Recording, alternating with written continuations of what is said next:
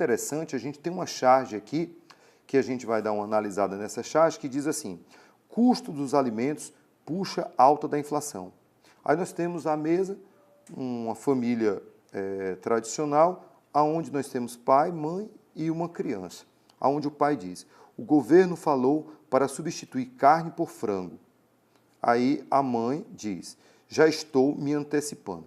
Se nós analisarmos bem a imagem, a gente percebe que nos 3 pratos existem 3 ovos. E aí seria exatamente a ideia da substituição da carne pelo frango e, obviamente, do frango por ovos, dentro de uma condição de valores na alimentação. A análise da charge permite concluir que tipo de conclusão nós podemos tomar dessa charge? Indiscutivelmente, a família ela está simbolizando toda a esfera nacional. As mudanças que vêm acontecendo, as crises cíclicas que vêm acontecendo, a falta de dinheiro, de sustentabilidade social, aonde as limitações aí colocadas se dão em nível de consumo. A recessão que assola o mundo, especialmente pós-crise de 2008, onde a gente passa a não mais ter uma condição de lucro, de ganho, ou mesmo de uma sobrevivência, aonde cada indivíduo possa buscar, em sua condição de vida, uma melhora. Essa quebra está identificada aí no item C, onde ele coloca assim, a família retratada simboliza as limitações impressas ao consumo, por conta das constantes mudanças no cenário econômico do país. Especialmente, versa-se aqui sobre a condição do Brasil em vários momentos da sua própria história, onde a inflação acabou nos condicionando a uma vida de migalhas ou de sobras do que o próprio governo determinava. O tropicalismo, no âmbito dos anos 60, pode ser evocado como um movimento cultural multifacetado, que irá visitar o teatro, o cinema, a poesia, as artes plásticas, a musicalidade. Em um primeiro momento foi acusado de ser alienado, de não ter um engajamento político, mas logo observou-se que o movimento tropicalista ele acabava se sobrepondo a uma situação de tradicionalismo, conservadorismo e mesmice cultural. Os tropicalistas faziam alusão ao movimento antropofágico. Eles acreditavam que poderiam se alimentar de diferentes tendências culturais, portanto, poderiam absorver posturas do estrangeiro e recodificá-las de forma genial e criativa para produzirem uma cultura originalmente nacional. Quando nós pensamos no movimento tropicalista, que chocava conservadores, tradicionalistas, logo imaginaremos que ele irá transitar de um espaço onde o debate era meramente poético, narrativo, para uma crítica social, de desconstrução do universo político em questão. Portanto, o gabarito para essa questão, letra E. Naturalmente, entendemos que a formação do povo brasileiro, ela alude à nossa Constituição multiétnica. Portanto, índios, negros, brancos europeus. Nós entenderíamos que essa miscigenação ela vai percorrer diferentes espaços de diferentes classes sociais. Se compreendermos que a fazenda era um espaço de miscigenação, perceberíamos que o mundo dos livres e o mundo dos escravos, ele se comunicava. Portanto, cativos e libertos acabaram vivenciando experiências de miscigenação, seja no campo, seja na cidade. Seja no palco da fazenda ou ainda nos palácios, nos ambientes aristocráticos. Portanto, podemos afirmar que esse mosaico multiétnico que forma a sociedade brasileira necessariamente passa por essa conexão entre o índio, o branco e o negro, caracterizando aquilo que Freire chegou a evidenciar como o equilíbrio entre os desiguais. Portanto, para a primeira questão, temos como gabarito a letra E. A questão trata do patrimônio histórico dos países, a importância da memória dos lugares e nos diz o seguinte. Os quase 4 anos de conflito armado causaram a destruição total de 24 sítios de patrimônio cultural na Síria. alguns deles considerados Patrimônio Mundial da Humanidade pela Unesco, e entre os quais figuram monumentos que tinham até 7.000 anos, revelou a ONU nesta terça-feira. Lugares em Damasco e Raqqa, cidade que agora estão sob o controle do grupo jihadista Estado Islâmico, e na célebre Palmira, um dos lugares mais turísticos da Síria antes da Guerra Civil. Também estão destruídos ou danificados. Lá, por exemplo, o El causou severos danos à mesquita de Uwais e Qarni e Ammar bin Yasser, um lugar de peregrinação xiita do Irã, do Líbano e do Iraque. Interpretando o relato jornalístico apresentado, depreende-se que os conflitos, item A, assolam lugares ricos em registros memoriais, afetando as suas identidades históricas. Este é o item correto por ser aquele justamente que corresponde à problemática da destruição desse patrimônio cultural, da memória de um povo. Portanto, o item correto é o item A. Ela nos revela um trecho de um testamento, onde a protagonista, portanto, Maria do Prado, ela afirma ter vários gentios, portanto, índios da terra, sob a sua guarda. E ela acaba também transportando a ideia de que esses gentios, portanto, os índios da terra, eles seriam transferidos. Haveria uma estrutura de transferência desses índios para a posse e propriedade da família de Maria Prado. Portanto, o que nos leva a considerar que as comunidades nativas no Brasil também foram exploradas e sob a condição de escravos, mercadorias, coisificados. Então, de forma clara, compreendemos que o trecho do testamento faz a alusão a uma condição de propriedade que a dita Maria Prado teria sobre índios, o que revela a utilização dos índios na condição de escravos no Brasil. Portanto, o gabarito para essa questão, letra E.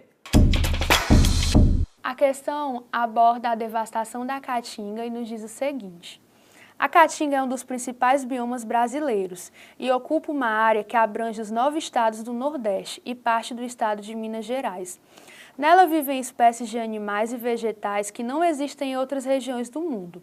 Apesar de sua importância ambiental, o bioma sofre com o desmatamento de suas plantas nativas, levando inclusive algumas delas a serem ameaçadas de extinção.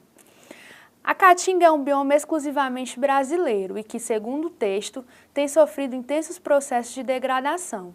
Uma das formas de intervenção humana que contribuíram para o desgaste desse bioma foi utilização de uma agricultura irrigada de forma insustentável, acentuando a salinização do solo, uma das principais causas da desertificação. Este é o item correto por contemplar aquilo que o texto nos diz e, devido ao desenvolvimento insustentável, ser um dos principais fatores que prejudicam esse bioma. Portanto, o item correto é o item D. Uma estrutura montada em cima de 2 textos, onde os 2 textos, como você pode verificar aí, um de Gracchus Babeuf e o outro de Saint-Simon. Bom, se são desses teóricos e os nossos queridos internautas já têm uma noção sobre os 2 teóricos, já facilita o próprio processo. Ele coloca aqui, como enunciado, né? Gracchus Babeuf e Saint-Simon divergem em suas argumentações nos textos sobre a vida social e o trabalho, ao defenderem, respectivamente. Bom, ele já no comando me facilita. Ele já diz que eles divergem e coloca-se aqui a ideia de vida social e trabalho. O que seria vida social para eles em cada um dos textos. Então, dessa forma, eu vou ao texto 1, identifico, vou ao texto 2, identifico, facilitando assim a resolução da própria questão. No texto 1, que é um texto Gracchus Babeuf, ou ligado a ele, ele diz: todos os cidadãos seriam obrigados a dar sua cota de trabalho manual. E ele continua, ao finalizar, dizendo: se é preciso, morram todas as artes, desde que nos reste a igualdade efetiva. Ou seja, a felicidade estava ligada à ideia do trabalho manual como forma da própria sobrevivência do indivíduo. Já o texto 2, ele coloca assim: para Saint-Simon, as máquinas e os progressos técnicos da Revolução Industrial estavam dando início a uma nova era de avanço e bem-estar para a humanidade. Dessa forma, ele não coloca o bem-estar atrelado à ideia da mão de obra, do manual. Ele coloca isso atrelado à própria realização industrial, desenvolvimento industrial, as feições que a gente vai ter com o progresso técnico. Então, dessa forma, o item a ser marcado na questão é o item C, o bem-estar do trabalho manual de todos os cidadãos para a Babeuf e o bem-estar pela industrialização para o Saint-Simon. Item correto, item C. Oi, pessoal. Nesta questão, nós vamos analisar 2 textos, fazer uma comparação entre eles e relacionar com uma cultura que está muito presente no hábito do brasileiro de ser. No texto 1, a Tirê diz o seguinte: mocinha, faz 20 minutos que eu estou esperando. Não tem como adiantar o meu? E ela responde: senhor, é uma fila com senha. Ele: filha, pensa que eu sou qualquer um? Eu sou analista administrativo, cargo de concurso acima do seu. Ela reflete e diz: acho que o senhor permitiu que o fracasso lhe subisse a cabeça. Ela faz ela ironiza o cargo do senhor que tenta furar a fila. No texto 2, é um texto do antropólogo Roberto Mata, ele diz o seguinte: você sabe com quem está falando por chamar atenção para o domínio básico da pessoa e de relações pessoais, em contraste com o domínio das relações impessoais dadas pelas leis e regulamentos gerais, acaba por ser uma fórmula de uso pessoal, desvinculada de camadas ou posições economicamente demarcadas. Todos têm o direito de se utilizar você sabe com quem está falando? E mais, sempre haverá alguém no sistema pronto a recebê-lo, porque é inferior, e pronto a usá-lo porque é superior. E aí a questão pede no seu comando. Com base na perspectiva apresentada no texto 2, a tirinha ressalta um aspecto da sociabilidade brasileira expresso no ou na resposta item B, tentativa de se diferenciar socialmente por meio do status. Ou seja, gente, essa questão traz uma análise de um comportamento cultural do brasileiro, nomeado pelo Roberto Mata, de você sabe com quem está falando, o que ele chama no livro Carnavais, Malandros e Heróis, de rito autoritário. É como se fosse um expediente cultural que o brasileiro, como se tivesse uma carta na manga, quando ele tenta tirar vantagem em determinadas circunstâncias, ele procura se sobrepor ao outro. Ele procura, de certa maneira, fazer uma curva, dar um jeito de estar acima da lei. Já que o princípio da sociedade é a isonomia, a igualdade perante a lei, inclusive o Roberto Mata, nesse livro, ironiza ao dizer que tem pessoas que se acham mais iguais do que os outros. Então ele retrata aí uma tentativa de se diferenciar socialmente pelo status. E ele não diferencia aí, ele não faz distinção se é classe A, B ou C, se é classe superior ou classe inferior. Ele fala de um hábito cultural em que cada um, ao se ver em determinadas situações que restringem determinados direitos, que restringem a cada indivíduo, ele pode lançar mão desse expediente, desse hábito cultural. Vejamos os outros itens. O item A, relação profissional fundamentada na impessoalidade, ao contrário, ela é extremamente pessoal. Item C, cumprimento do princípio da isonomia entre os cidadãos. Como eu falei agora há pouco, o princípio da isonomia e o princípio da igualdade perante a lei. Ela fere esse chamado rito autoritário. Você sabe com quem está falando? Não é o cumprimento, ele fere essa igualdade perante a lei. Item D, modelo de organização burocrática do Estado moderno. Ora, a organização burocrática moderna, inclusive analisada pelo Weber em vários livros, ela trata justamente do princípio da impessoalidade. O que a gente vê na tirinha e no texto é o princípio da pessoalidade. Item E, forma bem-humorada com que os problemas são tratados. A gente vê uma certa tensão, não bem-humorada. Não é porque a tirinha apresenta um diálogo irônico que ela trata essas questões sociais com humor. Tem uma certa ironia, uma crítica, mas não humor, porque ele faz uma análise aí bem ácida desse rito autoritário. Pois bem, gente, é isso. Valeu. O texto ele fala sobre uma Segunda Guerra Fria. E você deve estar se perguntando por que o tema Segunda Guerra Fria. Na verdade, a Primeira Guerra Fria, entre 45 e 91, ela é deflagrada por uma guerra ideológica entre Estados Unidos e União Soviética, capitalismo versus socialismo. E a chamada Segunda Guerra Fria, ela não vai ter um viés ideológico, capitalismo e socialismo.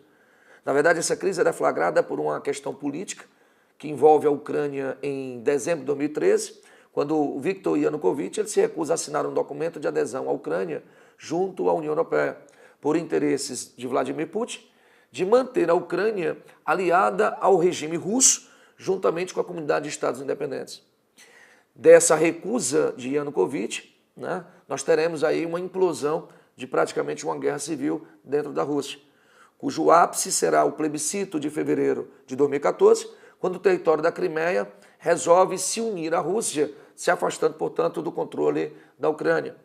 E a partir daí, a partir do rio Dnipro e das duas grandes cidades ucranianas, do lado ocidental nós temos Kiev, que representa o grupo político pró-União Europeia, consequentemente anti-russo, e um lado de Donetsk, já pró-russo, que pretende a continuidade da Ucrânia ligada à Rússia. Na questão 23, o texto ele está mais ligado ao item A como gabarito, que ele fala que essa Segunda Guerra Fria se alimenta de interesses econômicos, de blocos econômicos e militares. Companheiro, essa questão ela é uma questão extremamente polêmica, né? Ela envolve exatamente a construção da usina hidrelétrica de Belo Monte, que poderá ser a maior 100% brasileira, mas também ela envolve as questões sociais, né? Os impactos negativos que a gente pode vir a ter na região, perfeito? O primeiro grande impacto ele já remonta aí para a gente, né, no próprio texto da questão. Vamos dar uma lida comigo. Terras indígenas no arredor de Belo Monte sofrem com roubo milionário de madeira. Indígenas vizinhos à usina de Belo Monte enfrentam uma explosão da extração de madeira ilegal em suas terras. É o que denunciam o Ministério Público Federal e as ONGs que atuam na região no entorno de Altamira, no Pará. Para essas instituições, as obras da usina, a terceira maior hidrelétrica do mundo, a segunda maior do Brasil e a maior 100% nacional, se concluída a obra, estão diretamente ligadas ao aumento da degradação devido ao forte crescimento populacional que provocaram na área. O Instituto Socioambiental faz uma estimativa, segundo a entidade conservadora, de que o equivalente a 400 milhões de reais em madeira teria sido roubado dessa terra indígena em apenas 2014. Ipês, Jatobás, Angelim Vermelho, cujo mercado principal costuma ser a indústria do sul e sudeste do país. A exploração ilegal da madeira e o desmatamento decorrente do processo de crescimento populacional a partir da instalação de grandes obras de infraestrutura, como a usina em Belo Monte, serão responsáveis por... Vamos lá. A usina de Belo Monte, ela vai ser construída exatamente no rio Xingu, na margem direita do baixo rio Amazonas, certo? E essa construção ela é polêmica pelos impactos ambientais, pelos impactos sociais e por toda essa questão que envolve a reserva indígena na região do Pará, certo? E, ao mesmo tempo, para que houvesse a construção dessa usina, milhares e milhares de pessoas foram levadas à região enquanto mão de obra. E isso gerou uma explosão demográfica na área, né, em cidades nos arredores, na própria região de Altamira, que a cidade ela não estava, em termos de infraestrutura, preparada para receber toda essa demanda de pessoas, o que gerou uma imensa periferização dessas grandes cidades. E toda a periferização, que é feita de forma anômala, sem um processo de planejamento, gera um processo de marginalização social, certo? Entendendo a marginalização social pelo crescimento exatamente de ofertas de empregos ou de subempregos na região, portanto, sem formalização nenhuma do Ministério do Trabalho, e pessoas que vivem à margem do bem-estar social, à margem de um processo de saneamento básico, de educação, de saúde, qualidade, etc. Perfeito? Então vamos dar uma olhada então nessa questão na letra A. Vai haver como consequência a formação de empregos formais e informais que contribuem com a inserção da população local na economia nacional. É falso, né? Porque os empregos informais não necessariamente eles vão incluir a sociedade, de uma forma geral, na economia nacional, no máximo na economia local, perfeito? No item B de bola, ele diz conflitos sociais que envolvem grupos de índios e outras comunidades nativas na região da Amazônia. Que comunidades nativas são essas? De extrativistas, de madeireiros, enfim. Então, B de bola, ok. No item C, ele diz emissão emissões elevadas de gases de efeito estufa com a expansão das indústrias na Amazônia. Pessoal, haverá sim uma emissão elevada de gases poluentes, pelo próprio desmatamento, porque a floresta amazônica, ela estoca carbono, certo? Então, o desmatamento da floresta libera esse carbono livremente na atmosfera e reduz a capacidade de retenção desse carbono, porque não há mais o verde. Mas isso não é feito pela indústria, sim pelo desmatamento, pela expansão agropecuária, enfim. Perfeito? O item D, avanços econômicos com arrecadação de impostos convertidos. Falso. A gente acabou de falar do processo de marginalização social. E a letra E, ele fala sobre desequilíbrios ambientais com a perda total das características originais da mata. Aí chega a ser absurdo, né? A floresta amazônica, embora seja o ecossistema mais degradado nos últimos 60 anos, né? Ela tem aproximadamente 17% da área total desmatada até os dias de hoje. Então, dos ecossistemas do Brasil, é aquele que mantém percentualmente o melhor índice de conservacionismo. Entendeu? Então, o item E seria absurdo, fica aí só a letra B de bola. O texto do Jair Ferreira, ele faz uma ampla abordagem sobre essa mobilização social, como ela deveria atuar, como ela deveria proceder, como ela deveria se estruturar. E ele deixa bem claro isso, que a mobilização social, ela deve atuar, em especial, sobre os governos mais duros para com a população. Dessa forma, quando ele dá o comando da questão, ele já indica o caminho que ela deveria ter. A chamada deserção do social, apontada no texto, caracteriza-se pela desmobilização social ampla e despolitização em relação às instituições sociais. Ao trabalhar essa construção de resposta, ele atua dentro do próprio texto sobre a caracterização de que as instituições sociais criadas dentro do Estado, elas têm como um dos grandes papéis fazer com que o indivíduo não faça parte dela, criando uma cultura de massa altamente dominante, uma cultura que faz com que o indivíduo se despolitize, se idiotize dentro do processo, se preocupando muito mais consigo e com seus valores pessoais e se centralizando dentro do seu processo. A descentralização política, com a sua maior participação e uma participação mais ampla, acaba não sendo feita. Então, nesse caso, indiscutivelmente, a questão 26 tem como item correto o item E. Nobres vestibulandos, essa questão vai trazer aí uma charge muito interessante, conforme você vê na sua tela, onde nós temos aí um agricultor que nitidamente pobre, vai estar aí de joelhos, sendo que do outro lado uma mão gigante representando um monstro, que representa uma grande multinacional norte-americana chamada Monsanto, e que ela diz que vai ter que comer na minha mão quando se refere às sementes. E, obviamente, isso vai estar relacionado a um fenômeno que, a partir dos anos 60, se difundiu pelo planeta Terra, chamado Revolução Verde. E o Brasil participa desse processo, que, a partir desse momento, ocorre a expansão do agronegócio no nosso país, principalmente nas regiões centro-oeste e norte, que é hoje o grande celeiro agropecuário do Brasil. Mas o que a questão nos está pedindo? Olha só, esse processo trouxe importante incremento econômico, mas expôs uma realidade do setor agrário nacional, quando nós temos aí o item A, fala, ó, elevou a capacidade de exportação nacional, melhorando a produtividade, mas tornando o produtor dependente de empresas multinacionais que, por sua vez, promovem um processo extremamente caro que faz com que muitos não participem desse processo de desenvolvimento econômico mundial. Essa questão traz duas imagens. Perceba no seu vídeo.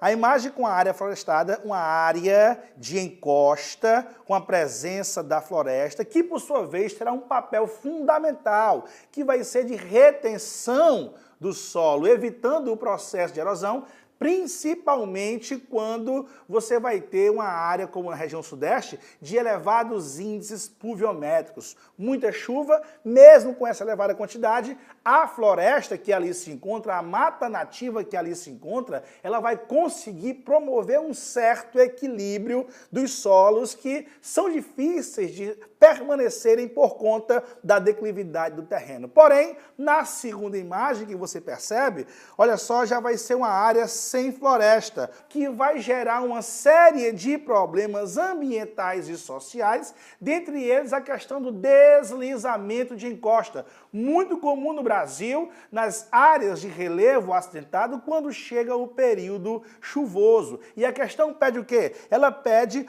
qual técnica deverá ser utilizada para estabelecer uma prática agrícola nesse ambiente, evitando os tais problemas. Neste caso, com a área já desmatada, a ideia é fazer plantação em curvas de nível, que vai ter como objetivo represar a água ou reduzir a velocidade do desgaste, velocidade da erosão. Então, a questão de 31, vamos marcar o item D quando ele fala o desenvolvimento do plantio em curvas de nível. Temos aqui uma charge bem interessante de agosto de 2014. Então, a charge tem aqui: o cidadão lê no jornal e coloca: à esquerda é caviar, à direita é coxinha. Está tudo errado neste país. Então, quando ele coloca essa condição, ele inverte valores da própria sociedade. Então, a partir do momento que ele coloca à esquerda é caviar e à direita é coxinha, ele inverte inicialmente os valores que esquerda e direita tinham. A esquerda mais ligada à condição popular, jacobinista, né? E a direita mais ligada a uma elite, a uma burguesia elitista, oligárquica, mais ligada aos ideais jacobinistas, girondinos. Então, dessa forma, a gente pode perceber que a questão trata sobre a inversão de valores, sobre as condições atuais, que no caso o Brasil vive, aonde uma certa esquerda atua dentro do cenário político de comando e, a partir daí, tenta dar uma condição de vida melhor, ou pelo menos aos seus, uma condição de maior agregação econômica. Então, o item que pode ser verificado como item correto é o item B de bola. A tendência política e sua suposta relação material que geram estranheza ao leitor, ligam-se às transformações políticas no mundo atual. Essa é uma tendência que o Brasil acaba seguindo. Você percebe outras áreas antes excluídas dentro das sociedades mundiais, hoje terem acesso ao controle socioeconômico. É o caso de negros dentro dos Estados Unidos, antes rechaçados, hoje na presidência, mulheres dentro da Europa, hoje no comando, como é o caso da Angela Merkel na Alemanha, antes grupos excluídos, hoje no controle social, ou seja, uma inversão de valores políticos. A questão, ela é uma questão que tem como interesse maior a condição da ética. Então, o comando da questão fala exatamente sobre o que se entende de ética no texto colocado. Então, no texto ele diz assim: a ética é a teoria do setor cultural chamada moralidade, ou do dever ser, como formulou Kant. O dever ser é a condição da minha atitude moral em face do que eu devo fazer. Ou seja, a ética seria a perfeição do processo da minha ação enquanto construção moral.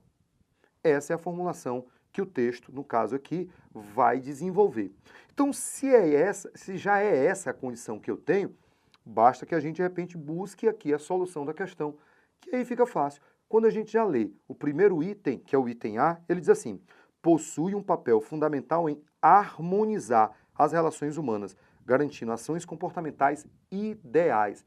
Kant postulava essa ideia. Então, no caso, não há o que se discutir. Na questão, a gente teria o item A como item correto. A referida questão, ela trata de dois protagonistas em diferentes épocas. Solon Lopes e Adolf Hitler. Solon Lopes para o século XIX, Adolf Hitler para o século XX. O que poderia aproximar figuras em espaços temporais completamente diferentes seria a perspectiva de líderes nacionalistas que utilizam estratégias diversas para influenciar, induzir, controlar massas para atender objetivos específicos. Portanto, a alusão ao carisma, a capacidade de influenciar, ao nacionalismo, portanto, o ajuntamento de massas, a criação de inimigos comuns, a perspectiva de estratégias idealísticas, românticas. Portanto, esses elementos seriam comuns entre os líderes ditadores autocráticos Solano Lopes, no Paraguai, e Hitler, na Alemanha. Somando-se a isso perspectivas de expansionismo territorial. Portanto, dois líderes, dois protagonistas, em diferentes tempos, em diferentes espaços, apresentam elementos comuns, sem termos anacronismos ou distorções históricas. Esses dois líderes, eles não conseguiram alcançar os objetivos pretendidos ao seu tempo, mas certamente eles entraram naquilo que nós chamaríamos de historicidade dos líderes que marcaram uma época específica. Portanto, o gabarito para a referida questão, letra A.